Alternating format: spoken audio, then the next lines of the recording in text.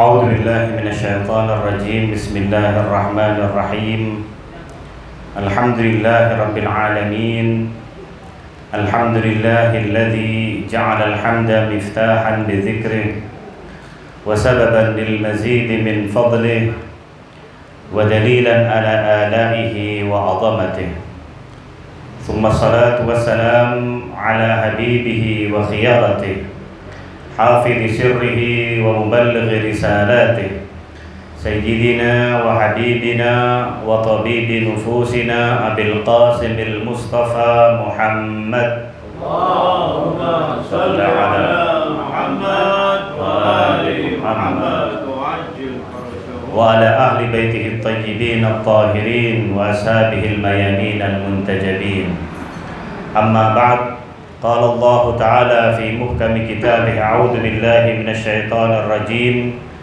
بسم الله الرحمن الرحيم. يا أيها الذين آمنوا اتقوا الله وكونوا مع الصادقين. صدق الله العلي العظيم وصدق رسوله النبي الكريم، ونحن على ذلك من الشاهدين والشاكرين، ونقول الحمد لله رب العالمين. قبل كل شيء أقول لكم جميعا سلام عليكم ورحمة الله وبركاته. Waalaikumsalam warahmatullahi wabarakatuh. Dan di malam syahadah daripada imam ketujuh kita, Al-Imam Musa Al-Kadzim salamullah alaiha, marilah kita sampaikan bela sungkawa kita yang sedalam-dalamnya kepada sahibul azza yang sebenarnya Al-Imam Mahdi ajjalallahu ta'ala farajahu syarif, serta kepada para marajih, para ulama, wabil khusus rahbar dan qaid muslimin, wali amril muslimin Sayyid Ali Khamenei, dan juga kepada antum semuanya, para pecinta Ahlul Bait dimanapun, dan para pecinta Ahlul Bait yang lain dimanapun mereka berada. Addamallahu ujurana wa ujurakum bi syahadati Abil Hasan Musa Al-Kadzim alaihi salam. Ma'asyiral hadirin wal hadirat rahimakumullah, kita berkumpul dan duduk di tempat ini, insyaallah di tempat yang diberkahi oleh Allah ini, untuk mengenang syahadah imam ketujuh kita, Al-Imam Musa Al-Kadzim salamullah alaih. Di mana kalau kita mau melihat di dalam kitab-kitab sejarah, Al-Imam Musa Al-Kadzim disebut dan dikenalkan oleh para penulis, oleh para ulama, yang diantaranya adalah Syekh Mufid. Syekh Mufid adalah guru dan ulama luar biasa di masanya, di mana beliau punya kitab sejarah para imam yang judulnya adalah Al-Irsyad. Di kitab Al-Irsyad itu disebutkan bahwasanya kana Abul Hasan Musa alaihi salam a'bada ahli zamanihi. Dalam empat kalimat beliau kenalkan, beliau sampaikan siapa itu Al-Imam Musa Al-Kadzim salamullah alaih. Yang pertama adalah kana a'bada ahli zamanihi, dan yang kedua adalah wa afqahahum, dan yang ketiga wa askhahum kaffan, dan yang keempat wa akramahum nafsan. Ada empat sifat yang dimiliki oleh Al-Imam Musa Al-Kadzim sebagaimana dituturkan oleh Syekh Mufid. Beliau adalah a'badu ahli zamanihi, adalah sosok yang paling abid, sosok yang paling sujud, ruku, ibadah, doa dan lain sebagainya. A'badun nas fi zamanihi, manusia yang paling beribadah. Yang kedua wa afqahahum, dan yang paling faqih. Ini menarik, kenapa Syekh Mufid menggandengkan dua sifat ini secara beruntun, yaitu apa? Ibadah plus keilmuan, kedalaman ilmu. Afqahahum. Kenapa? Karena ibadah saja tidak cukup. Banyak ibadah itu bukan jaminan. Ibadah yang dilandasi dengan fiqih, ibadah yang dilandasi dengan keilmuan itu yang akan bisa diterima oleh Allah Subhanahu wa taala. A'badun nas, beliau adalah sosok yang paling abid, dan tentunya kita ketahui bahwasanya beliau adalah sosok yang sudah dipenjara bertahun-tahun, fi riwayah sampai 14 tahun beliau harus mendekam di dalam penjara, dan bahkan beliau pun akhirnya meneguk cawan syahadah karena diracun oleh Harun Al-Abbasi juga di dalam penjara, di dalam tahanan. Wa afqahahum, dan kriteria yang ketiga yang dimiliki oleh Imam Musa Al-Kadhim salamullah alaih adalah wa askhahum kaffa. Beliau adalah sosok yang paling dermawan, yang paling loman, yang paling terbuka tangannya. Jadi gemar untuk bersedekah, gemar untuk memberi. Dan yang terakhir wa akramahum nafsan, dan sosok yang paling mulia jiwanya. Kita duduk di tempat kali ini adalah untuk mengenang beliau. Dan sebelum Al-Fakir lanjutkan, karena kita berada di akhir-akhir bulan agung, yaitu bulan Rajab, sedikit untuk tazkir khususnya untuk Al-Fakir sendiri dan juga untuk antum semuanya hadirin hadirat para pecinta Ahlul Bait, bahwa kita sedang berada di akhir-akhir bulan Rajab. Bulan Rajab sebagaimana kita ketahui adalah Rajab Al-Murajjab. Al-Murajjab artinya adalah Al-Mu'azzam, yang diagungkan. Dia termasuk daripada bulan-bulan haram, bulan-bulan yang dimana tidak boleh kita berperang.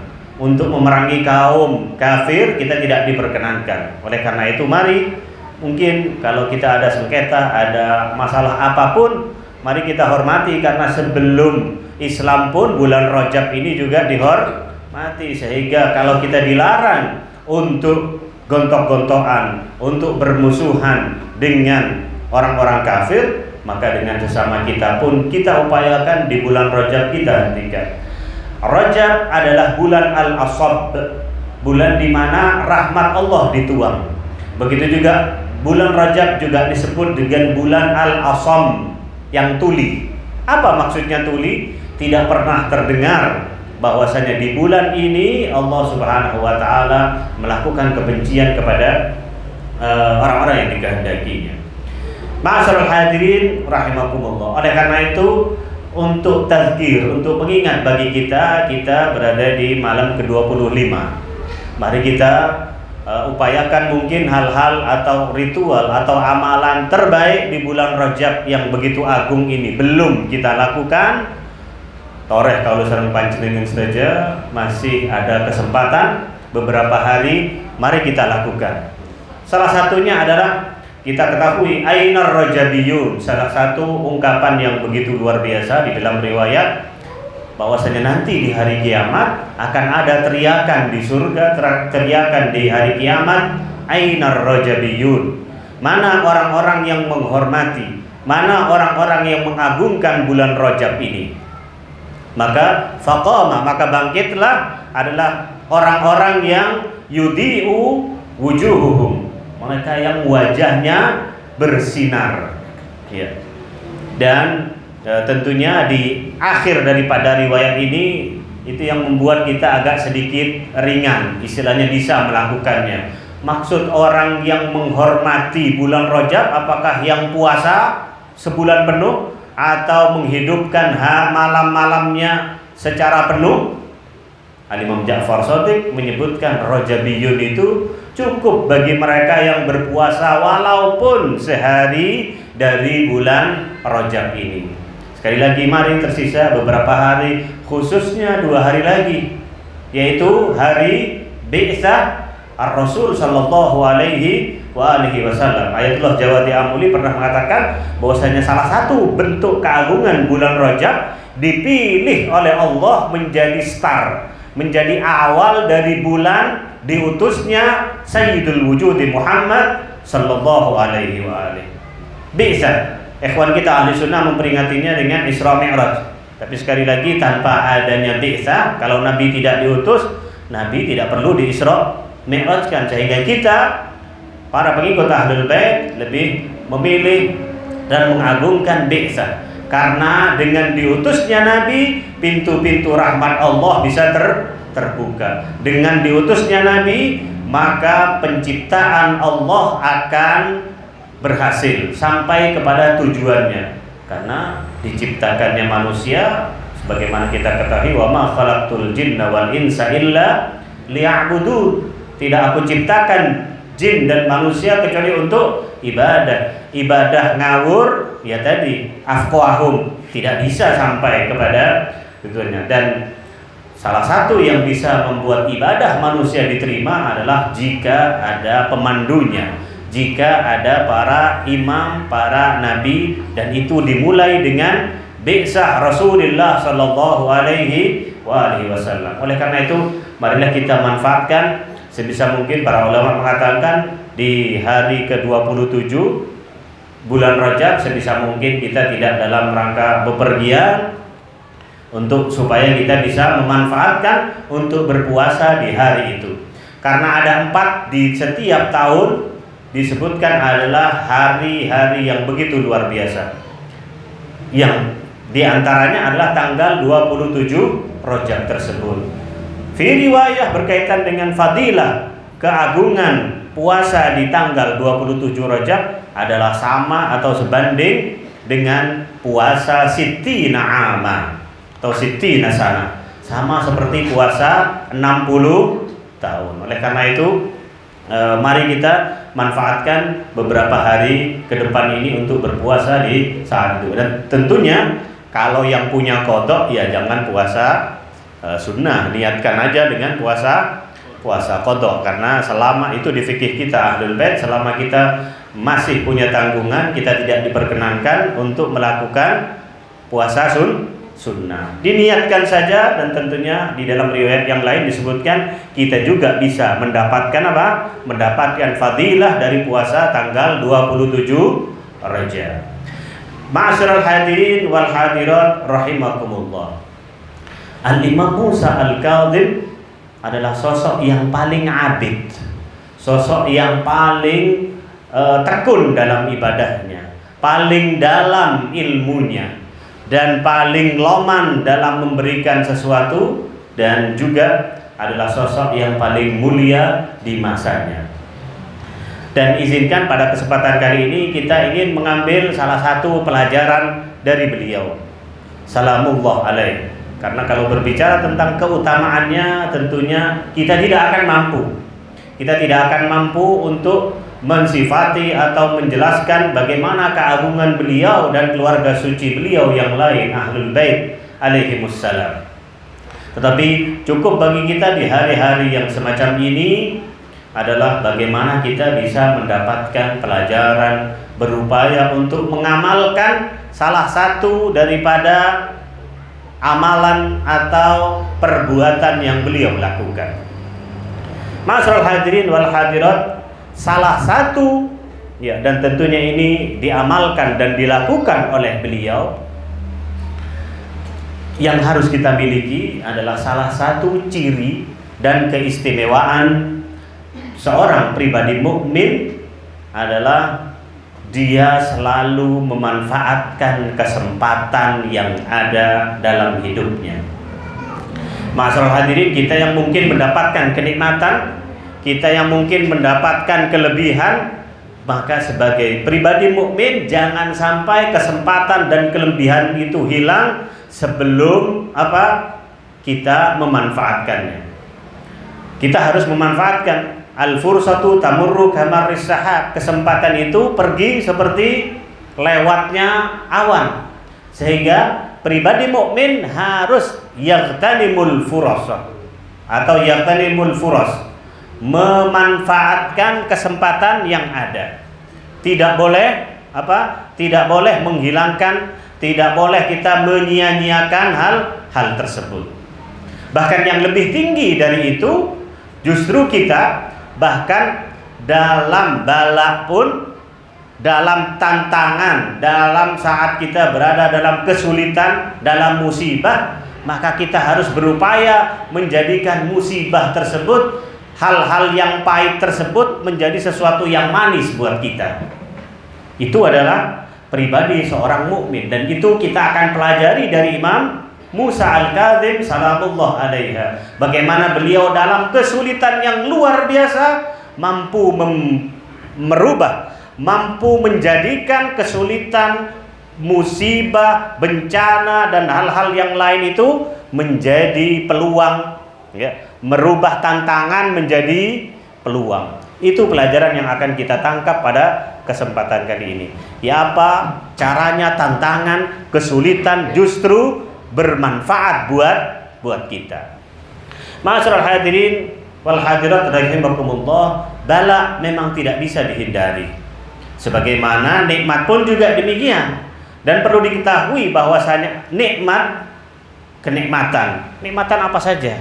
Kenikmatan badan kita yang sehat, kenikmatan keluarga yang lengkap, kenikmatan anak, kenikmatan pasangan, kenikmatan jabatan dan lain sebagainya, itu sebuah nikmat. Upayakan jangan apa? Jangan sampai kenikmatan itu hilang, berubah menjadi bala. Dan sekali lagi itu bisa berubah. Bala itu tidak seharusnya akan menjadi bencana bagi kita. Suatu waktu itu akan bisa berubah. Tinggal sikap kita bagaimana menyikapi nikmat yang ada itu. Sekali lagi, nikmat saat ini nikmat, bukan seterusnya akan menjadi nikmat, bisa berubah itu. Anak, ya, mungkin bagi mereka yang belum punya itu sebuah nikmat yang luar biasa. Tapi kadang kalau nikmat itu tidak dimanfaatkan dengan sebaik-baiknya, maka anak itu justru akan jadi bumerang. Fa'lamu annama amwalukum wa auladukum fitnah. Itu akan menjadi fitnah bagi kita. Ya, dan sebagaimana juga musibah-musibah yang ada itu kalau kita perbaiki, kalau kita jadikan sebagai momentum untuk titik balik, itu justru akan menjadi kesempatan baik, menjadi waktu emas bagi kita. Mungkin antum pernah membaca ungkapan yang begitu terkenal yang disampaikan oleh Syahid Qasim Sulaimani, dan mungkin kita ingin mengkaji juga di malam ini sekilas terkait dengan apa yang dilakukan oleh beliau, bagaimana kesulitan dan bencana yang akhirnya beliau rubah menjadi sebuah peluang dan sebuah kemenangan bagi beliau dan bagi poros resistensi. Syahid Qasim Sulaimani pernah mengatakan bahwa di dalam ancaman, di dalam malapetaka, ya, ketidaknyamanan, kepahitan, kesulitan, teror dari musuh, terkadang itu menyimpan sesuatu yang manis, bahkan dari kenikmatan-kenikmatan yang lain. Tidak bisa kita temukan kecuali berada di dalam tahdid dan ancaman tersebut. Ya. Kita tahu sekali lagi bahwasanya bala itu kadang bisa berubah. Nikmat pun juga akan bisa berubah menjadi nikmat itu akan menjadi bala. Contohnya, makanya la in syakartum la azidannakum. Jika kita bersyukur, pandai mensyukuri nikmat-nikmat Allah, maka Allah pasti akan menambahi. Jika tidak pandai bersyukur, maka semakin banyak justru akan berbahaya. Salah seorang ulama kita pernah menggambarkan seperti kita makan. Ya. Kalau kita makan, sedang perut dan lambung kita belum bisa mencernanya dengan baik, diisi lagi, maka apa yang terjadi? Akan jadi penyakit. Allah juga gitu, kadang justru karena bala itu disadarkan oleh Allah Subhanahu wa taala. Orang kalau umpamanya dikasih nikmat terus, akhirnya dia tidak sadar kalau dia sedang berada dalam bahaya yang besar. Oleh karena itu, justru di tengah-tengah yang namanya bala, di tengah-tengah kepahitan, di tengah-tengah kesulitan dan bencana, kadang kalau kita bisa manfaatkan dengan baik, kita taat kepada Allah, kita melakukan ibadah kepada Allah Subhanahu wa taala, tentunya kita akan berubah. Kita akan bisa mengubah kesulitan itu justru menjadi sebuah peluang dan sebuah berkah yang tiada taranya. Salah satu contohnya, dan ini kita juga mengalami hal-hal yang sulit dalam kehidupan kita, itu mungkin sering terjadi, dan semoga kita bisa dikeluarkan dalam keadaan menang dan berada dalam ketaatan kepada Allah Subhanahu wa taala. Kisah Nabi Yusuf ini salah satu contohnya. Bahwasanya saat Zulaikha sudah menutup semuanya, wa ghallaqatil abwaba wa qalat haytalak. Ya. Bahwasanya Nabi Yusuf berada dalam sebuah kesulitan, dalam sebuah tantangan, dalam sebuah kepahitan. Apa yang beliau alami? Ya tentunya banyak kepahitan-kepahitan. Kita ambil contoh yang ini. Bahwasanya beliau dalam kaisar, dalam istana itu, dan di depan majikannya Siti Zulaikha saat itu, dia dijebak, dia berada pada situasi yang sangat sulit. Tapi bagaimana beliau bisa keluar? Ini adalah peluang yang dimanfaatkan oleh Nabi Yusuf sehingga beliau keluar dari tantangan itu dan mendapatkan keberkahan. Apa yang terjadi? Wa ghallaqatil abwab. Siti Zulaikha menutup seluruh pintu, bukan satu pintu yang ditutup, dan dilihat oleh Nabi Yusuf. Wa qalat haytalak. Ini sebuah musibah bagi seorang mutadayyin, dia sudah terjebak dalam kesulitan. Ya. Sehingga apa? Nabi Yusuf dalam hal tersebut dia berupaya untuk menghindari kesulitan itu, tetap menjaga ketaatannya kepada Allah. Bukan istilah, ya wis, aku sudah terdesak kayak gini, bismillah. Enggak.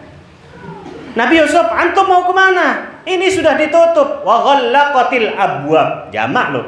Semua pintu jendela ditutup, dan itu di kerajaan, dan dia yang tahu, Zulaikha. Kata Nabi Yusuf, masalah anak selamat atau enggak, anak tergoda atau enggak, itu nomor sekian. Tugas saya sebagai hamba adalah lari dari kemaksiatan itu. Masalah nanti saya selamat, itu urusan Allah. Dan akhirnya apa yang terjadi? Allah membukakan pintu, dan di dalam ayat Al-Quran disebutkan fawajad, beliau mendapatkan suaminya dari Siti Zulaikha ada di depan, dan apa? Beliau lari pun sehingga apa? Baju yang belakangnya menjadi robek. Berupaya untuk lari, berupaya untuk tidak ikut dalam arus kemaksiatan itu. Dan akhirnya Allah membukakan. Kata Allah, kamu sudah menjadi hamba yang baik. Masa aku sebagai Allah, ini kalau bahasa saya, aku sebagai Tuhan ya, yang mampu menjaga segalanya, yang mampu membuka segalanya, tidak bisa membuka beberapa pintu ini kalau kamu niatnya sudah baik. Makanya ayat Al-Quran menyebutkan laula arra'a burhana rabbi. Jadi tugas kita laksanakan ibadah kita laksanakan ketaatan kita. Masalah ada tantangan, kita berupaya untuk melawannya. Jangan pasrah dengan keadaan, kita laksanakan, kita upayakan, dan kita berusaha untuk melakukan hal tersebut. Dan tentunya kalau kita melaksanakan ibadah, Allah akan membukakan segala pintu-pintu berkah yang ada. Ya. Lau anna ahlal qura amanu wattaqau lafatahna 'alaihim barakatin minas sama'i wal ard. Andai penduduk sebuah kota, sebuah desa itu mereka iman dan bertakwa, niscaya berkah-berkah Allah akan dibuka. Karena ayat Al-Qur'an juga menyebutkan walillahi junudus samawati wal ard, dan bagi Allah adalah tentara-tentaranya, kita lihat maupun tidak kita lihat, kita sadari maupun tidak kita sadari. Salah satu contoh sebelum kita melihat dan mengenang terkait dengan syahadah yang menimpa imam ketujuh kita, Imam Musa Al-Kadzim, ada salah satu kisah, ada penduduk desa, dia melapor kepada salah satu ulama besar, Hasan Ali Nakhudaki di Isfahan. Ada seorang petani, dia melapor, wahai Marja, wahai Ayatullah, pertanian kita sedang dilanda oleh musibah malakh. Malakh itu dalam bahasa Persinya adalah belalang. 2-3 hari itu akan sampai ke kampung kita. Tolong sampaikan dan tolong mintakan kepada Allah tawassul supaya ladang gandum kita tidak diserang oleh hama belalang itu. Ayatullah Nakhdaki mengatakan, apakah kamu sudah membayar hak-hak Allah Subhanahu wa taala, hak-hak muslim? Apakah kamu sudah membayar zakatnya, membayar ini dan khumus dan lain sebagainya? Ya mungkin itu, tapi saya berjanji kalau tahun ini pertanian kita berhasil, maka saya akan keluarkan zakat dan khumusnya. Kemudian apa yang terjadi? Ya, kalau kayak gitu kamu tanamlah ini, dan ditulis bahwasannya di situ ditulis Bismillah. Ini seorang arif, Ayatullah Nakhdaki ini adalah seorang arif billah, nulis Bismillah, kemudian kamu gali, tanam di ujung sawahmu, ditanam, dan dia sudah berjanji bahwasannya nanti kalau sudah panen dia akan memberikan zakat atau khumusnya. Kemudian apa yang terjadi? 2-3 hari kemudian dia melihat awan seperti awan hitam itu turun dari atas, pergi ke sana, dan dia, ya Allah, ini pasti hancur gandum kita orang. Puluhan ribu, dan mungkin kita melihat ya pernah ada kasus-kasus ada serangan hama, ulat bulu, belalang dan lain sebagainya. Ini juga demikian, turun dari atas dan ke bawah. Dia lihat di situ bukan ke gandum belalang-belalang tersebut, tapi justru ke rumput-rumput yang ada, sehingga di tahun itu dia mendapatkan panen 2-3 kali lipat daripada tahun-tahun sebelumnya. Walillahi junudus samawati wal ard, dan akhirnya dia bayarkan kewajibannya, khumusnya, dan memberikan kepada kaum muslim. Begitulah kalau dalam kesulitan kita bisa memanfaatkannya, maka itu akan menjadi peluang yang begitu luar biasa. Kita contohkan kepada Syahid Qasim Sulaimani. Insyaallah masih ada waktu. Syahid Qasim Sulaimani, coba tidak ada beliau, kita beberapa dekade yang lalu kita menghadapi yang namanya para begundal-begundal Bugis, yaitu Daesh, di mana proyek ini sudah disetting sedemikian rupa, sudah ditahqiq oleh Barat dan musuh-musuh Islam dan musuh-musuh cinta Ahlul Bait, untuk minimalnya kaum muslimin, negara muslim satu sama lain 30 tahun tidak bisa bangkit. Ini sebagaimana disampaikan oleh Syahid Qasim Sulaimani. Kalau perang sana sini, dan itu sebuah kepahitan yang dialami oleh negeri muslim saat itu. Mereka dengan adanya Daesh, dengan adanya ISIS yang begitu luar biasa, mereka berupaya untuk melakukan atau mencari 6 hal. Ini sebagaimana disampaikan oleh Syahid Qasim Sulaimani, yang disampaikan oleh Ustadz Mas'ud Ali yang Al-Fakir terjemahkan dari webnya beliau. Dengan adanya ISIS, dan alhamdulillah sudah ditumpas secara resmi, dan itu karena bagaimana kecerdikan, bagaimana kepintaran Syahid Qasim Sulaimani dan para pejuang-pejuang merubah hal-hal yang begitu sulit tadi menjadi peluang, tantangan, mereka jadikan sebagai peluang dan keberkahan. Upaya mereka untuk menentukan ISIS adalah bagaimana mereka bisa menguasai 70% cadangan minyak. Itu tentunya ada di Timur Tengah, ada di Asia Barat sana. Kemudian yang kedua adalah dengan Daesh itu, ISIS itu berupaya bagaimana para pembuat senjata-senjata, mereka akan jualan, mereka akan berupaya untuk mengetesnya, mereka akan berupaya untuk mencobanya, dan dengan gratis dicoba antara sesama muslim tadi, antara Irak dengan ini dan lain sebagainya.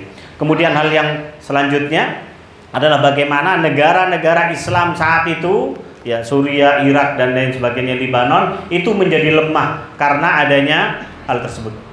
Karena sekali lagi tahu bahwasanya setelah adanya revolusi Islam Iran, Barat, Eropa dan lain sebagainya, mereka tertarik untuk masuk kepada Islam, sehingga harus ada upaya dari Islam sendiri, diupayakan agar citra Islam yang bengis, yang kejam itu tertampilkan. Kita tahu bahwasanya di awal-awal bahkan sampai akhir pun mereka merekam semuanya. Rekamannya itu bukan amatiran. Rekamannya itu kalau kata Ayatullah yang menyampaikan, itu kayak rekaman film Hollywood. Bagaimana orang dibakar, bagaimana seseorang dipenggal dan lain sebagainya. Supaya apa? memberi kisah, mencitrakan bahwasanya muslimin adalah mereka-mereka pemuja kebengisan, kebejatan dan lain sebagainya. Belum ada jihad nikahnya dan seterusnya. Dan yang terakhir, dan alhamdulillah sudah kena badai, dengan adanya ISIS mereka berupaya untuk menjadikan Israel aman. Kalau muslimin satu sama lainnya zaat, Israel bisa menjadi negara terkuat di kawasan. Dan alhamdulillah ternyata sudah diterjang oleh badai Al-Aqsa yang insya Allah tidak akan padam dan semoga akan diakhiri dengan kemenangan oleh para pejuang Hamas dan pecinta kaum muslimin. Bendera Israel, ya betul, ada situ ada bintang Daud yang di atasnya warna biru. Ya, dua atas itu. Para ulama mengatakan itu simbol, walaupun itu kata mereka itu tempat ibadah, tapi ada yang mengatakan maksud dua garis biru atas dan bawah itu tidak lain adalah Furat dan Nil. Mereka berupaya menguasai seluruh kawasan Arab.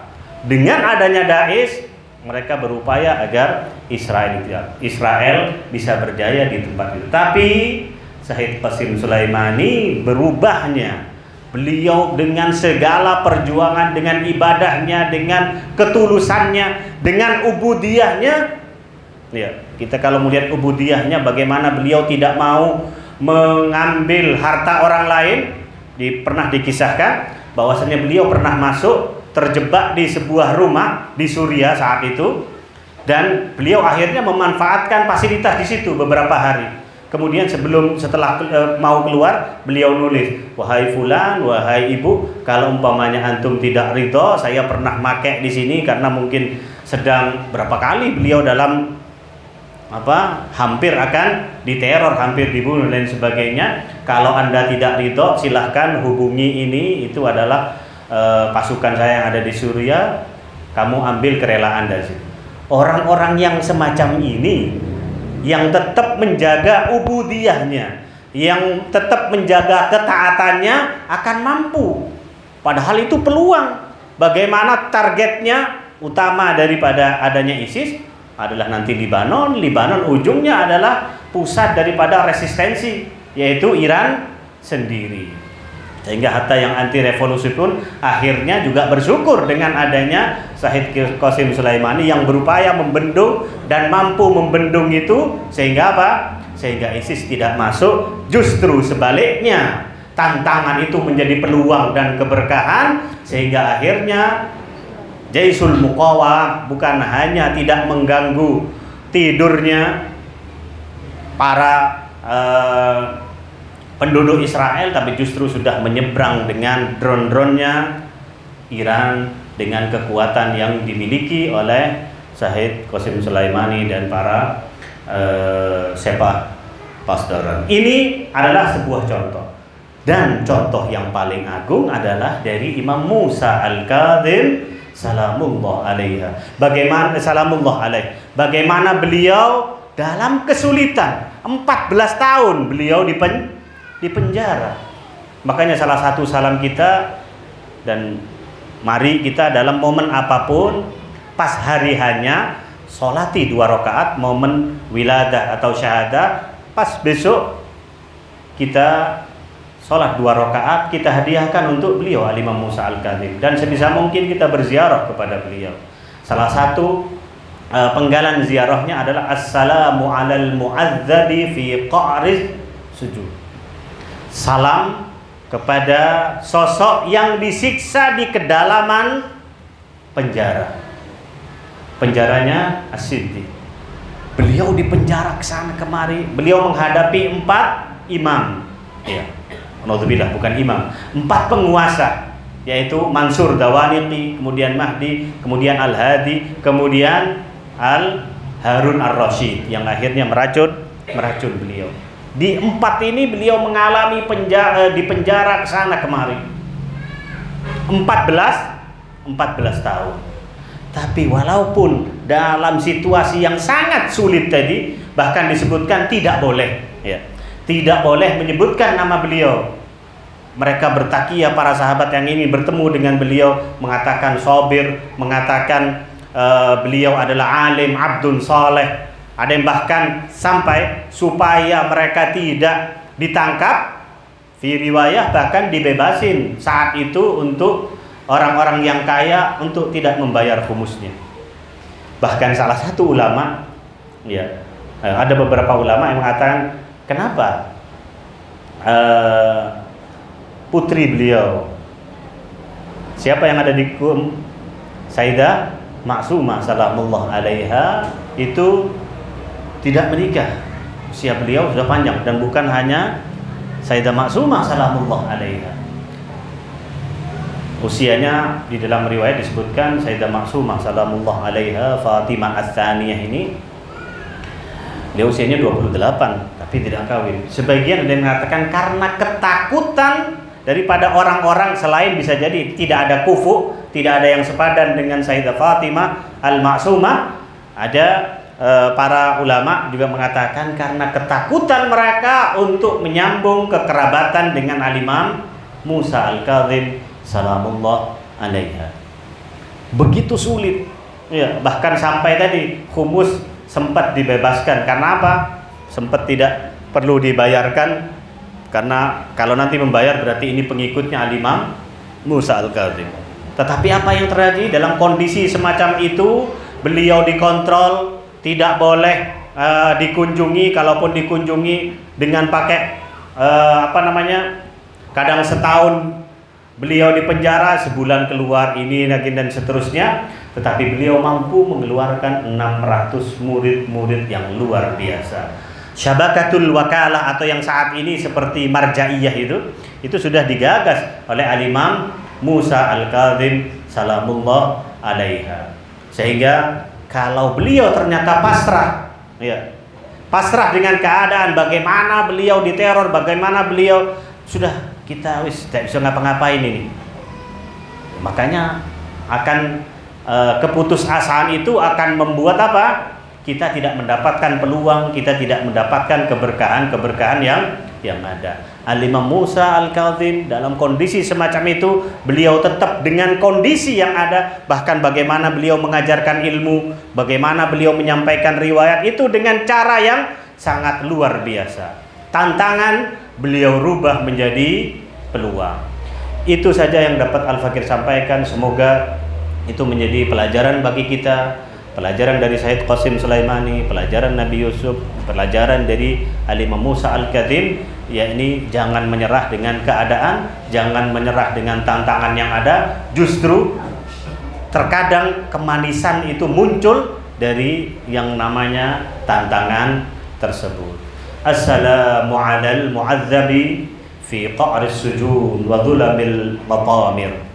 Salam kepada sosok yang telah disiksa di kedalaman penjara dan di gelapnya lubang-lubang yang dalam. Fi riwayah disebutkan ma'asyiral hadirin bahwasanya beliau ditaruh dan dijaga oleh sipir penjara yang bernama Sindi ibn Sahik, seorang Yahudi, di kedalaman ada yang mengatakan 40 meter ke bawah, sehingga kita pun ya mungkin untuk bernafas saja tidak akan mudah di sana. Bahkan beliau tidak bisa membedakan mana malam dan juga mana siang. Nafas sulit, bahkan di dalam lanjutan daripada ziarah tersebut kita membaca assalamu ala dzisyakil mardud bihalakil quyud. Salam kepada dia yang kakinya melepuh karena rantai-rantai yang mengikatnya. Ma'asyiral hadirin, ya Imam Musa Al-Kadzim, kalau kaki Al-Imam Musa Al-Kadzim hancur, tapi ketahuilah bahwasanya bukan hanya kaki yang hancur yang dialami oleh Aba Abdillah Husain, la yaumaka yaumika ya Aba Abdillah. Bahkan bukan hanya setelah kesyahidannya, tapi Al-Imam Husain Aba Abdillah hancur bahkan sebelum beliau syahid, sebelum beliau menghembuskan nafas suci beliau. Ya Imam Musa Al-Kadhim, putra putri dan handai tolan daripada Al-Imam Musa Al-Kadhim tidak melihat bagaimana hancurnya, tidak melihat bagaimana menyedihkannya tubuh daripada Al-Imam Musa Al-Kadhim. Tetapi bagaimana di Karbala saat saudari daripada Aba Abdillah Husain, putra-putrinya, bahkan Sukaina, Ummu Kulthum tidak mengenali siapa dan badan daripada ayah beliau Al-Imam Husain salamullah alaiha. Mari masyarul hadirin wal hadirat, kita baca doa untuk keselamatan Imam Mahdi ajalullah ta'ala farajahu syarif. Semoga dengan hadirnya kita untuk mengenang hari syahadah Al-Imam Musa Al-Kadhim, kita bisa dicatat oleh Allah Subhanahu wa taala sebagai pecinta Ahlul Bait yang sejati, dan kita bisa mendapatkan rezeki yang halal untuk bisa berziarah kepada Babul Hawaij. Al-Imam Musa Al-Kadhim salah satu laqabnya adalah pintu daripada hajat-hajat manusia, dan semuanya bisa dikabulkan. Bahkan ulama-ulama ahli sunnah pun juga menyaksikan hal tersebut. Semoga kita bisa diberi taufik, bisa berziarah kepada beliau, bisa berziarah kepada kakek beliau Al-Husain, bisa berziarah kepada para imam-imam yang ada di Irak, dan juga kepada kakek beliau khususnya di Madinah sana. Mari kita baca doa untuk keselamatan Imam Mahdi ajalullah ta'ala farajahu syarif. Semoga Allah Subhanahu wa taala dengan inayah, dengan doa daripada al-imam zaman kita, semoga Allah mengampuni segala dosa-dosa kita, dosa kedua orang tua kita, dosa guru-guru kita, dan menjadikan kita mendapatkan rezeki yang halal, yang barakah fid dunya wal akhirah. Bismillahirrahmanirrahim. Allahumma salli ala Muhammadin wa ali Muhammad. Allahumma kun liwaliyika al-Hujjat ibn al-Hasan salawatuka alaihi wa ala abaihi fi hadhihi sa'ah wa fi kulli sa'ah waliyan wa hafidhan وقائدا وناصرا ودليلا وعينا حتى تسكنه أرضك طوعا وتمتعه فيها طويلا برحمتك يا أرحم الراحمين. هذا مني والعفو منكم والسلام عليكم ورحمة الله وبركاته.